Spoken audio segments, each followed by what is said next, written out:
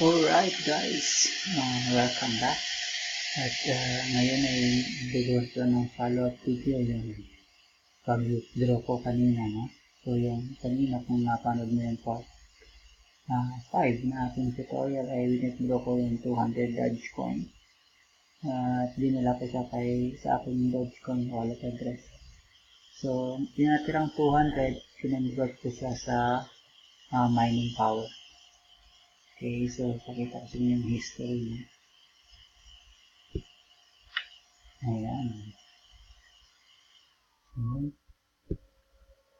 Okay, so kanina, yan, June 11, June 10, nag-withdraw ako ng 201. Dinagdagan ko ng 1 kasi may fee na 1, diba? Para 100 ang matanggap ko. 200 ang matanggap ko na-go. Tapos yung natirang 204, in-exchange ko siya sa gigahertz na equivalent sa 2.38 gigahertz. Okay, so June 10, 10:24 p.m. So natanggap ko siya ngayong June 11. Yan, June 11 lang. Siguro after nag-12 midnight na, siguro mga 1 o'clock. So ngayon ay 2:29, di ba? So 2:30 in the morning. So 200 Doge na deposit daw sa aking Coinpot.200 Dogecoin. Okay, so yan ang patunay na legit and paying si Eobot. So marami rin akong ibang mga Dogecoin ko yan, galing yan sa mga referrals ko. Alright. Okay, so kung gusto mo rin magkaroon ng ganyan, panoorin mo lang yung iba kong tutorial na. Okay, so ngayon kung natatandaan mo, ang Dogecoin ko kung tanghali ay 19 lang. Ngayon 220 na.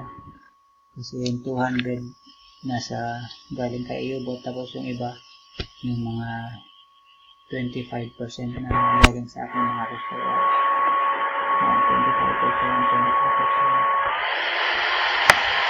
Okay. Pero may 25%. Mga maliit lang naman. So, pag maliit lang, okay, so yan yung history ng aking Dogecoin. Madala, 30 days. Yan. Nawala ko kasi ito namulat ko ito lahat sa Bitcoin for 2020. Tapos nabigyan ko na. Kasi nabigyan ko ng 200. Wala. Okay, so si Bitcoin for ay umabot na ng 83,000 kung nakita mo kanina. Okay.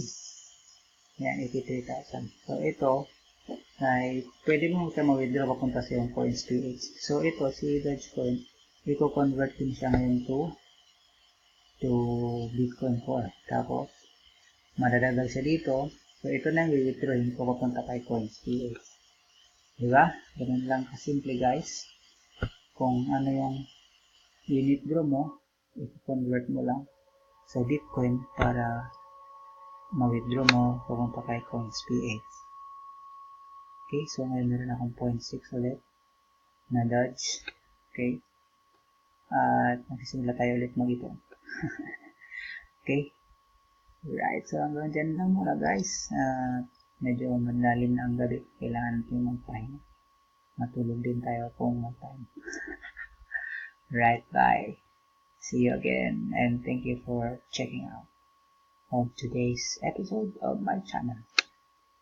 Bye-bye. Don't forget to like and subscribe. Okay? Thank you.